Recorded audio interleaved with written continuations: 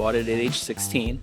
I saw the car, a 70 Z28, but everybody told me at that time, that's a 71, but I knew it was original because I bought it from the original owner. The engine just revved up so fast, there was no response time, and I immediately lost control of the car, and it was head on into a tree. Ooh. I got to the body shop. The body man that was going to fix the car for me, he looked at me and he goes, "You're going to help me take this car apart, and I'm going to show you the consequences of what you just did." And I just decided, hey, I've got to stop this or I'm going to kill myself. I'm going to kill myself in this car.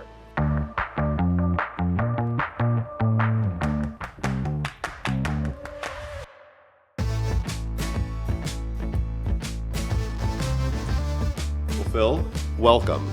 Welcome. I am thoroughly impressed by your display. It's pretty amazing. So first of all, tell me what you have here on the display, and then talk about the display and everything that goes into that as well.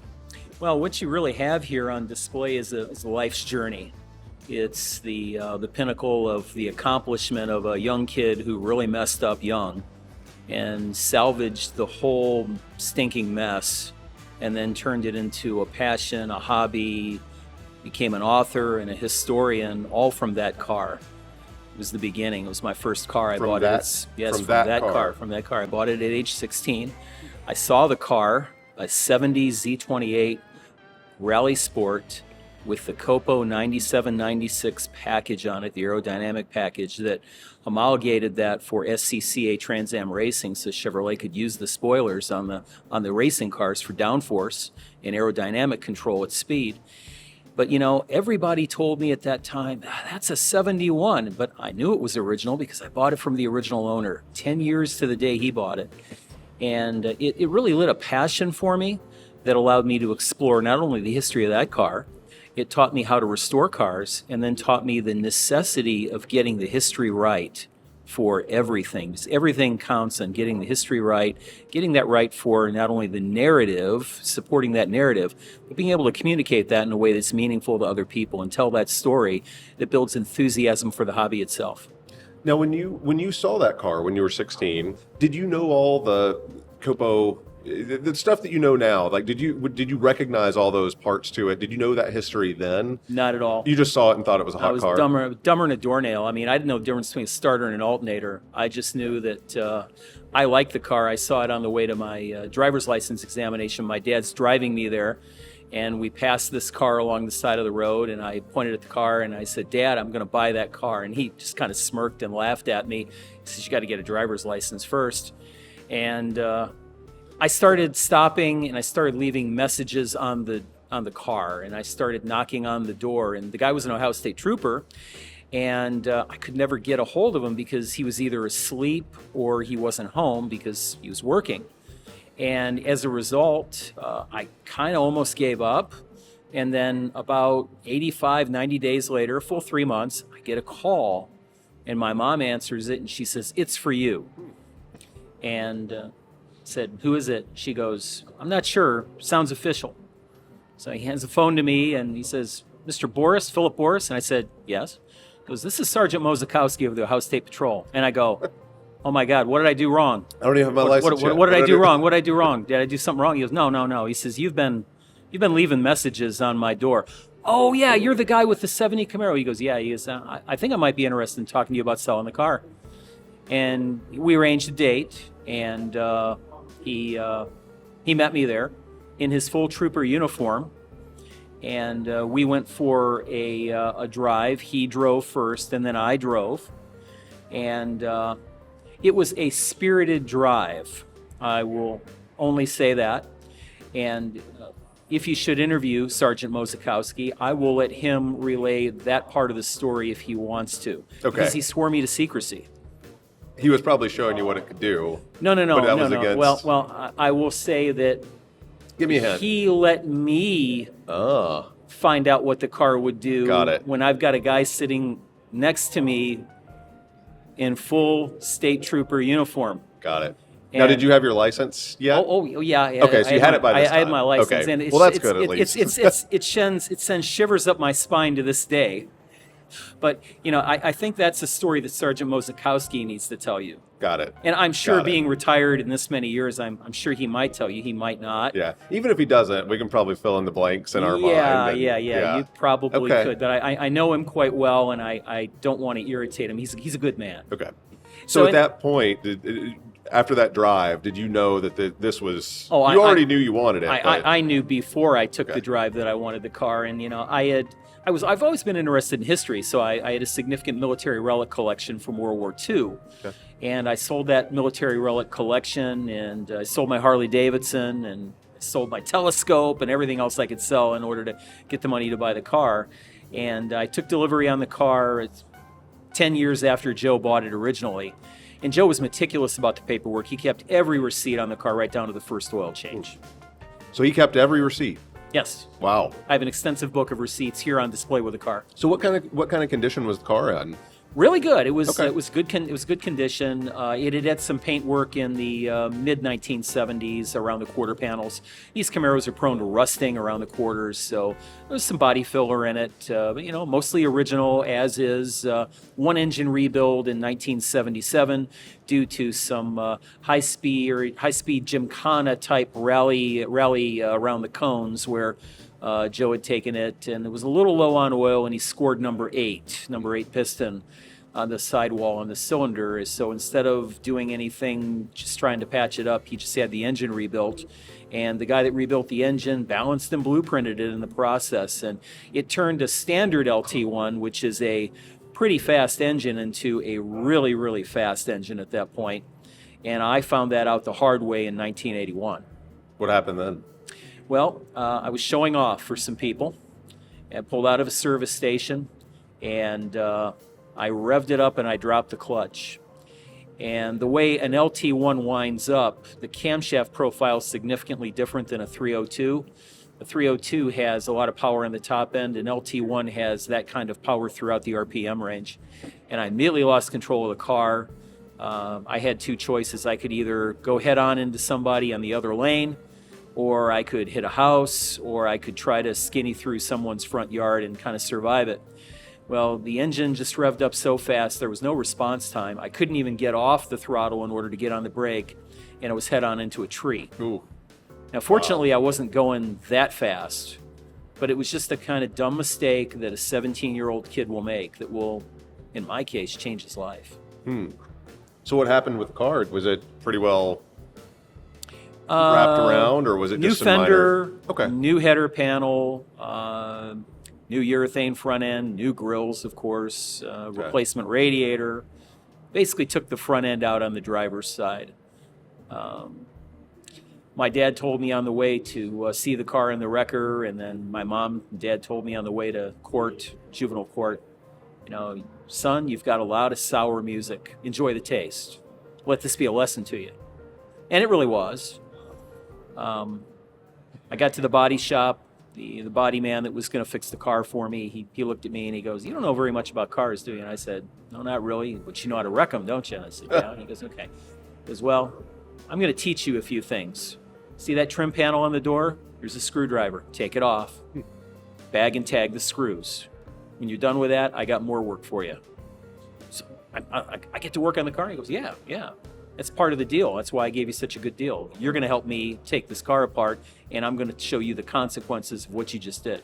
And it was the life lesson I needed. I needed to be hit upside the head with a 2x4, and that's what everybody did at that point in time. Correction the blunt force way, and it worked. Yeah. So did that start your interest in restoration and taking it apart and putting it back together the right way? Absolutely. Okay. Very formative. Very formative. I got a broken nose and a bloody lip. The steering wheel was bent from the force of the crash. Wow. So the first thing I did when I started taking the car apart at the body shop was I grabbed the steering wheel and I pulled it back into position. I actually physically bent the steering wheel back. That was the first thing I fixed on the car. And I'm like, boy, that cleaned up pretty good. I took a rag and I shined it. I think I can do this. So the next week I was in school, and there were all kind of rumors in school about what had happened. They had me dead, buried in a hospital, in traction, mowing down forests, the whole. So I got cornered outside of study hall, and it was right after the movie Caddyshack had come out, which was in 1981. And I was surrounded by some guys, and they said, "Oh, Borris, why don't you sell us that 350 and four banger out of that car? You're never going to fix it. It's junk." Yeah. And I said, "Really? Yeah, you're never going to fix it." I said, "You know what? I said, just because you said that, I'm going to make that car the best 70 Z28 in the planet." They laughed. They laughed severely at me. And then they followed it up with, "Well, we're waiting." Judge Smale from Caddyshack. Yeah. And at that point in time, I looked at him and I said, "Challenge accepted." And that really, every guy who does something great on the planet throughout history has always had someone that is their opposite, someone that forces them to greater heights. Yep. Something that always, motivates the action. You've always got to have that motivation. Sure. So that day, Harry Stumper became my motivation. He was, for lack of better terminology, for Harry would have been Spicoli from Fast Times at Ridgemont High. He would have been that kind of guy. Yeah. So I said, challenge accepted, and that made me work even harder at the body shop. So yeah, How long did it take? How long? 4 months to Okay. 4 months to get the car. And So every day after school, heading over there, doing some work. I went. Weekends? all the time. Okay. Late, everything. So and it Did you know the guy that ran the body shop? Did you have any relationship with him Reed, beforehand? no. Okay, but you got to be friends probably through that process. Reed Auto Body of Madison, Ohio, and we cut a deal to repaint the whole car to make it match. Okay. So I got the car done in Imran at that time. And I got the car back, drove it home in August, wrecked in April. In August, I drove it home. My friend Bill Beck is following me in a Comet GT. And I'm back up to my old tricks. I'm doing 110 down the freeway, leaving him in the dust and everything. The car is just this as always as it was, just fast and crazy car to drive. And I just decided, hey, I've got to stop this or I'm going to kill myself. I'm going to kill myself in this car. And I sat down and talked to my parents, and my parents said, it's really a nice car. Why don't you try displaying the car? It looks like it's a really special car. So I began bringing it to these international show circuit events, the ISCA, International Show Car Association. And I got success immediately with the automobile. I started winning, second place, then eventually first place, and it was a fairly consistent show winner. Had it at a variety of shows up here in this area. And around that time, Muscle Car 1.0 was taking off, values were rising, these restorations were becoming better and better, and I saw my car as something that was growing to be substandard. So in 1989, I decided to take the car back apart and do a proper restoration. Okay. And that's where a couple other people stepped into my life from the local Chevy dealer and helped me. Randy Campbell, the local parts manager at the then Marcy Chevrolet, he knew what I was up to. And there was two motivating factors for Randy. He was sick and tired of me coming and badgering him for parts that were discontinued. And then him having to try and find one in a nationwide search through a code system that was then called Parts Voice. He actually gave me the nationwide confidential access code to Parts Voice. Did that in 1987. So he's like, quit bothering me, you find them yourself. That's right. So for 3 years, I burned up the Parts Voice phone number line. Yeah. And I was stacking NOS parts in my garage only from the 1970 assembly manual, only 1970 numbers. Not superseded numbers, only those numbers. Okay. Got to the point where General Motors launched an investigation to find out who I was because I was taking up so much of their time. They tried to stop me. Yeah. But by then, the damage had been done, so to speak, and I had already got all the parts I needed, all the stuff that were unobtainium that you needed to do the car right. I had gotten for the car. Okay. And it was an extraordinary time in life to be able to do that. Yeah. And then, of course, my body man, Bruce Bowling, he had a very strict prohibition against anything that was reproduction. He wanted all NOS stuff. And, it doesn't take a big shop to build a good car. Mm-hmm. It takes a really determined individual like Bruce Bowling that has the skill set to do it.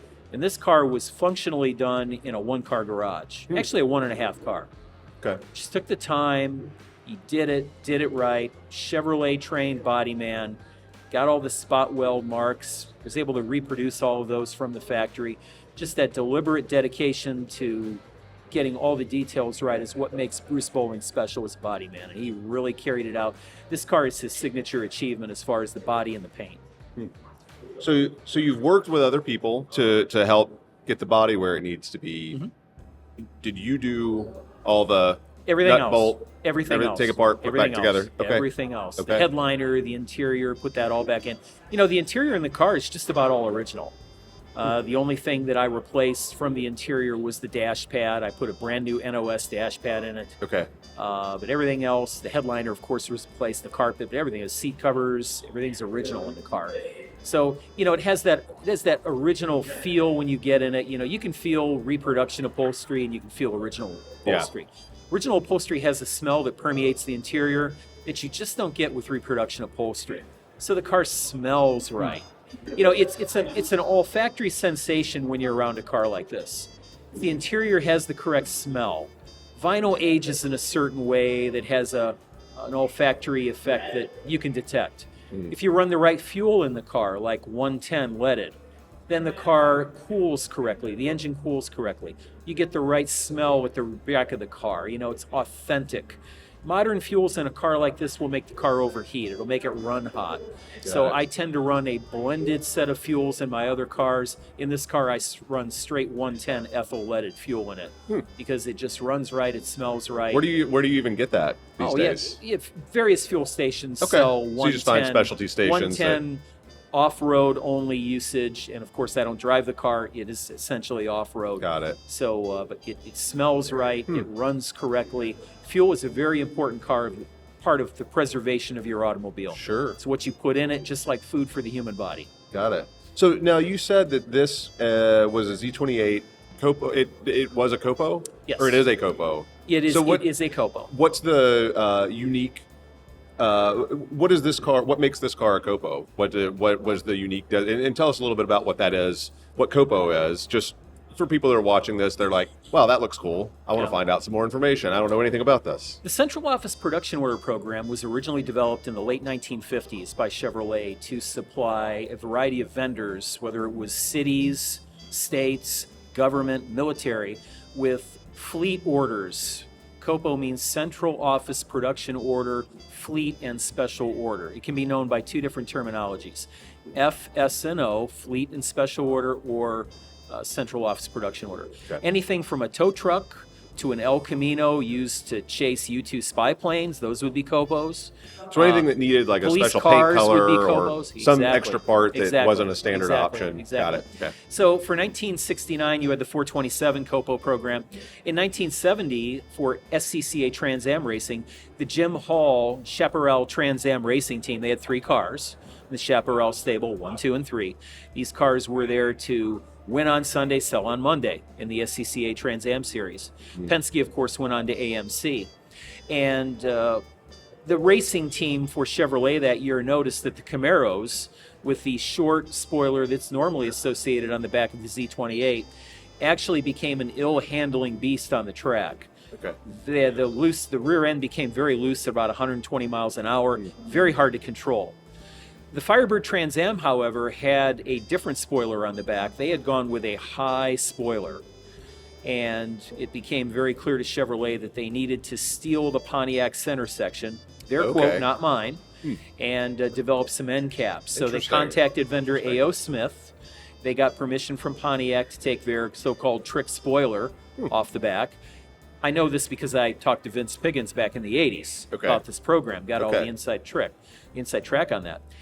Vince said they got the center section of the spoiler, and they got A.O. Smith, vendor A.O. Smith, the water heater company, to make these individualized end caps, which were specific to the Camaro. And as a result, they rushed all this into production to get it in the pipeline so it would meet the homologation rules for SCCA, which the basic premise of that was you had to have at least 1,000 units so equipped in order to qualify for usage during racing. So that needed to be on cars sold. 1,000 of those cars sold to the general public for it to qualify. Right. And of course, Chevrolet didn't have that done. They only had, at the time the series began in May for Texas, down in Dallas, they only had about 300-400 of these spoilers ready. And they had 50 or 60 on the racks at Norwood ready to go on cars. They didn't have enough. Okay. Penske, of course, still had connections at Chevrolet, and he knew Chevy was cheating. Okay. So he called him when the team arrived. He called the SCCA and filed a rules protest at Dallas and tried to prohibit the cars from using the spoilers because Penske was all about the unfair advantage. Sure. That's what he did. So as a result, they issued the challenge. Chevrolet was ready, however. They flew some spoilers in. They got the local dealerships to install them on cars that were at local dealers in Texas. Okay. They drove them to the track and parked them in the spectator area.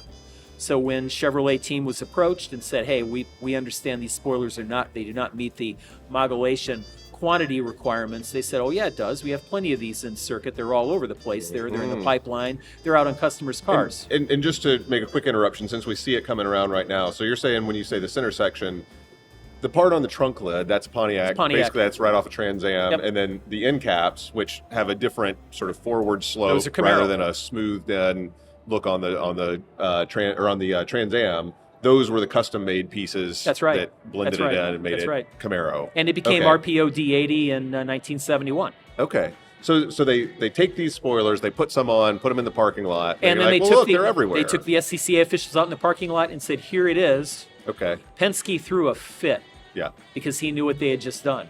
There's Okay. nothing he could do about it. And the spoilers were approved for racing. So they didn't have to really show numbers. They just had to make it seem as though, Yeah. okay. Yeah. Different time. Yeah, showmanship, it's amazing what you can get away with if you are confident, you present it the right way. I guess that's what Chevrolet did. Well, yeah, I mean, the old adage is if you want to get in someplace, you simply walk in there and act like you own the place. Yep. Most people will step aside and say, right this way, sir. Yeah. That's just the way it works. It's human nature. Authority tends to breed respect. So this car started everything for you. I know this is not your only car. Just tell me briefly, a little bit more about the collection, I guess. How many cars do you have? Yeah, I've got several other cars. I don't buy and sell cars typically. I buy cars that I want to keep. I love cars with human stories. I like cars that have specific RPO content, or I like cars that have historical halos around them. I've got a 69 Indy pace car, for instance. It's a column shift 350, kind of a really, really stripped out car, but it's rare because so many of those cars were reconstructed and restored in ways that are not necessarily original but more attractive. It just makes the car really unique today because it has a less desirable option combination. 1967 Indy pace car, used in service at the Indy 500 in 1967, allocated to the festival director, and then also used by Festival Grand Marshal Michael Landon, one of the Bonanza boys, during the 500. So there's a lot of historical provenance behind that car. Last Norwood Camaro, last car off the assembly line. That's an appendage of the Norwood books that I wrote, Echoes of Norwood and then Visions of Norwood. Of course, a short take on that. A lot of people contacted me, said they had the last car. One guy really had me hooked. I thought it was the last car, and it turned out it wasn't.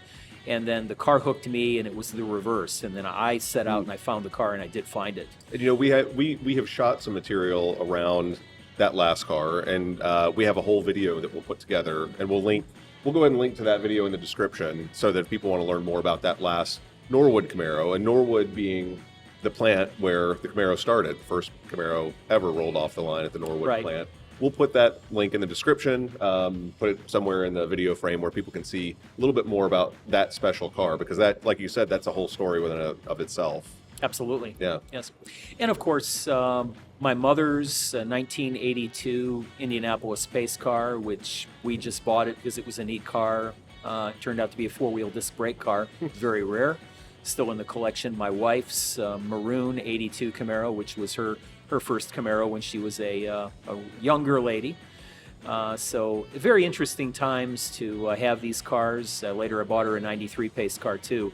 1,004 original miles on it now. So all Camaros, anything else? Yeah, all Camaros at this point in time. Okay. And basically I'm kind of out of space at this point. Yeah. But I like special cars. Would you ever consider a Mustang or a Challenger or anything that's non-GM? I don't think so. Yeah.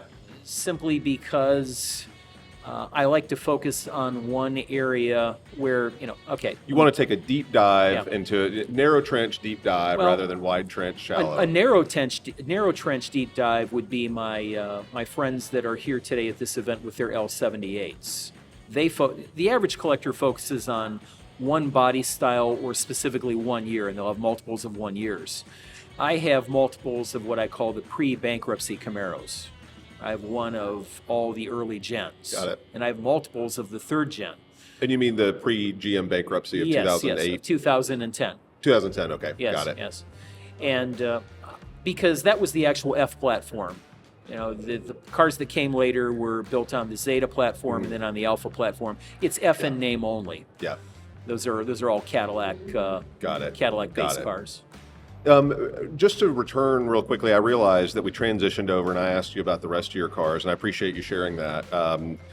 I had asked you what makes this a COPO car, so you'd said the spoiler. Is there anything else that was different for this car that made it a COPO? There were some engineering parts on the back of the car Okay. Around the axle area that allowed for the car to be balanced when it comes to the downforce. And I'm a little hesitant to discuss this in too much detail because it allows us to authenticate the correct real Okay. car when we see it. But there were some engineering changes on the underbody. But that made it to correct for the downforce that would push the rear end of the car down. So all the special things about this car revolved around the downforce on the back end. Correct. And who ordered? Was that just something that the dealer, that the original owner, had ordered, and he happened to buy that? Or Dealers didn't know anything about it. so was the first owner order this? No, they were forced to take the cars simply to get the cars out on lots. Okay. To meet the SCCA homologation.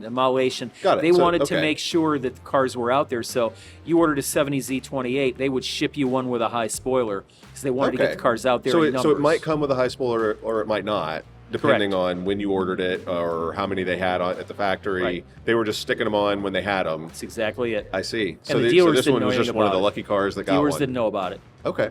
And probably the owners didn't know about it either. They just thought, well, that's weird. My spoiler's taller And than the other ones. original owner was driving a 68 Corvette. Might have been a Okay. 66 Corvette.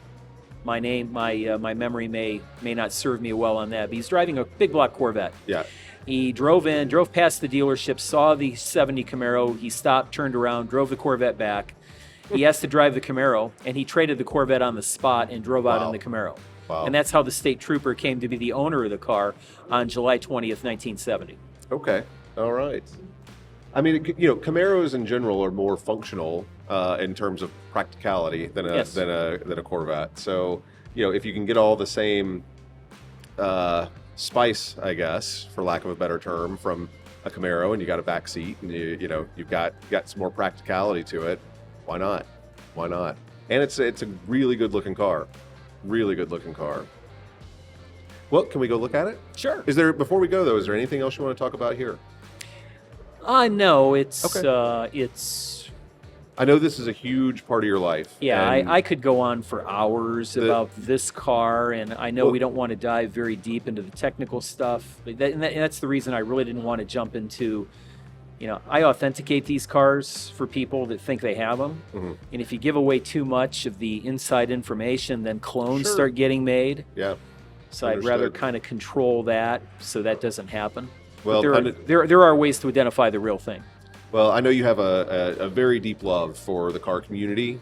A huge appreciation for you sharing your story here. And yeah, let's go Okay. take a look. All right. Think of this as show and tell time. Show me what you got. Call out any special things you want to show off. Okay, besides the car, I think it's really important if you're going to get people interested in the car hobby, you have to provide an artistic approach. I've been showing cars for so long now. An artistic approach means you build an extensive display that pivots off of a historical point that's relevant to the automobile. In this case, it would be the theme involves Chevrolet Sports Department from 1970, who was the main driver of this particular car, its option content, the way it looked. Everything was about 4 speeds, gloves. You saw pictures of people in the brochures, throwing the 4-speed around. It was all about that madman approach of the 1960s and the early 1970s, where people took these cars out and street raced them and impressed their wives, their girlfriends. So, looking at the display the way it is, I try to create a different theme for every car, whether it's an Indy 500 car or a car like this that's strictly a sports car type creation of the Camaro, a road racer type car. And the way you do that is you find a way to present it that allows people to gaze at the car as a restoration, but it also brings through an emotional effect. You always want to create an emotional effect with a car, because the idea here is that we want to attract new people into the hobby. We've got to get new people interested in the hobby, so these cars will be restored, modified, pro-toured, all the way from that, all the way to a kid that wants to fix one of these cars up and paint it himself. Everybody has a niche in the hobby, but this display like this is designed to bring that feeling home and allow people the drive and the emotion in order to go home and do it themselves. If I can do it, anybody can do it. And you can see everything on this with the mirror on the bottom, the rotation. I mean, it's impressive. So how do you travel with this? Well, I bought a 28-foot trailer. The turntable knocks down into a fairly manageable assembly of various components.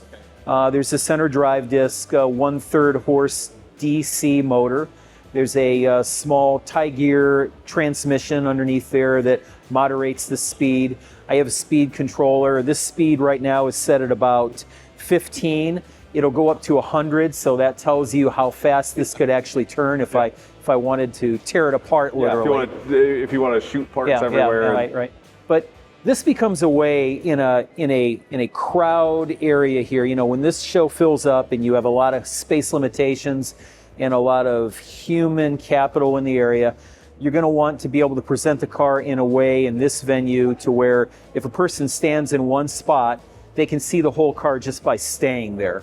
So this is really a good way to show the car on a turntable in this particular venue where I'm located.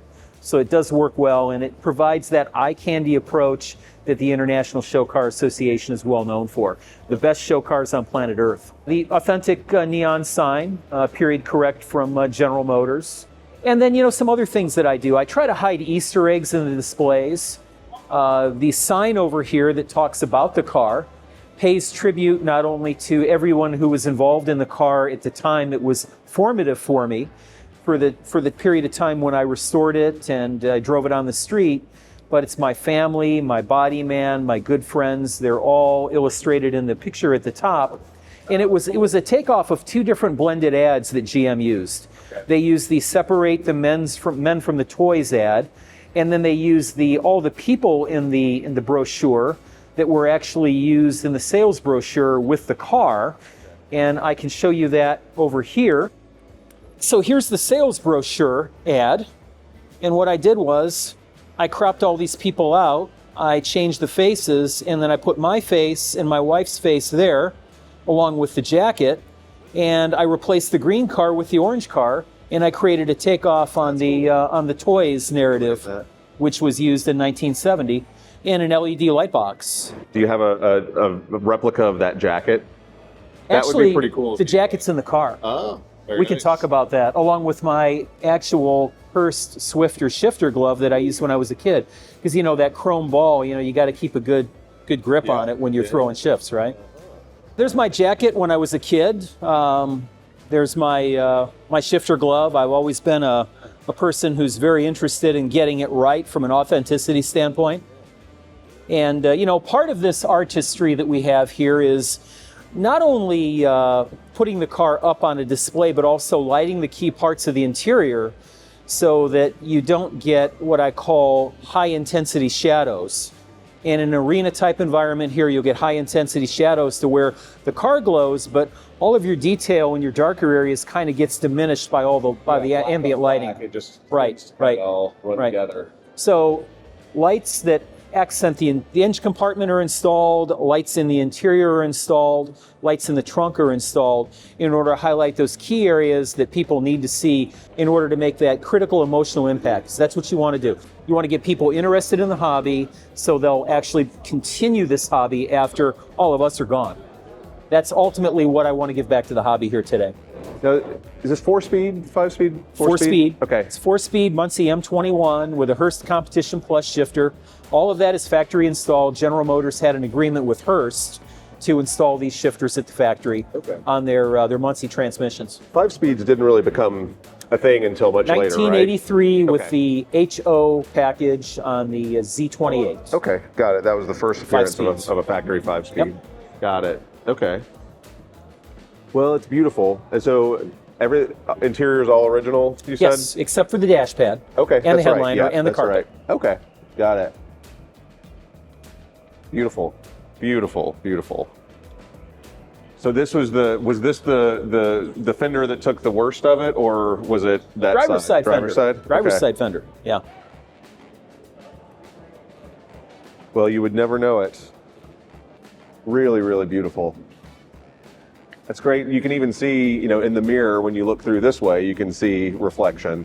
It's so nice to have that full mirror display underneath. Yeah, the thing that a lot of people do when they come to a car show is they pay attention to the top of the engine and then they ignore the frame rails, and that's because that's where all the dust and dirt hides. Sure. So I put my lights down low so the judges and everybody can see the level of detail in the automobile. So you want to highlight the areas where people can't see very well because it actually shows the quality of the car. Sure. Now, this car's been done for a long, long time. This car was painted in 1990, and it was completed in 1996. Okay. So this car's been done for a long time. Yeah.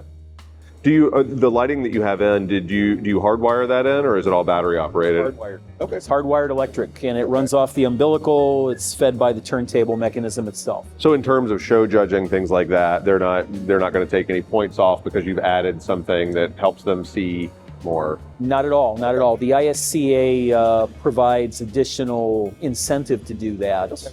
Because everything at these shows is about, once again, establishing that emotional connection that allows the spectator to really enjoy it. They want to go home with a wow experience. And doing this helps provide that Got it. emotional response. And all this is correct.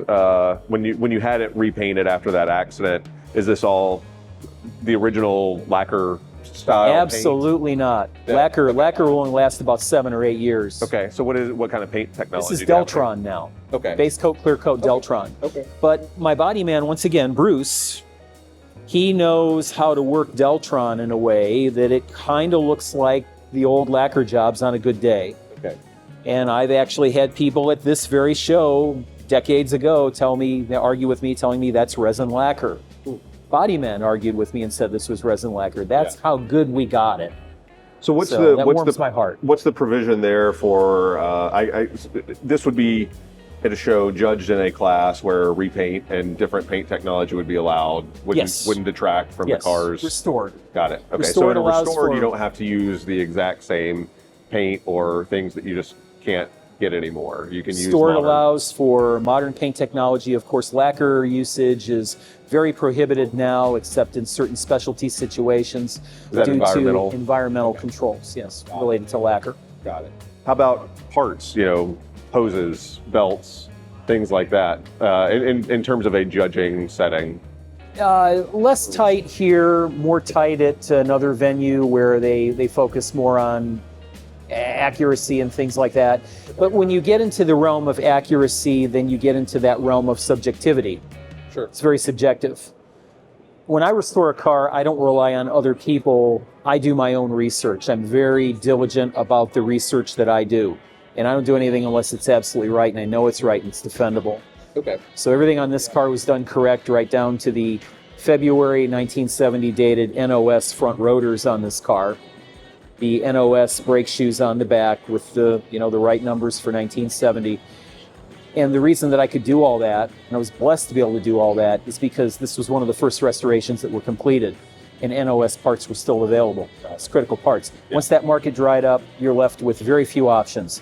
You either have to reuse used stuff and try and refurbish it, replate galvanized and things like that, or ultimately you have to use reproduction parts which may or may not be American made. Sure. And tolerances then become a problem as far as fit and the final presentation.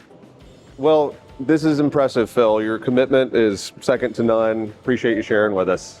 Absolutely. Thank you very much for the opportunity. Have a great rest of the show. Thank you. Thank you again for checking this out. Again, if you liked this, consider sharing it with a friend. Give us a like and drop a comment. Tell us what you liked most, what you learned, what you didn't like. It all helps us figure out what to do next and what direction to take the channel. And again, if you want more, consider subscribing. It doesn't cost you anything and it helps us tremendously. We hope you've enjoyed watching as much as we've enjoyed making it. Thanks for watching.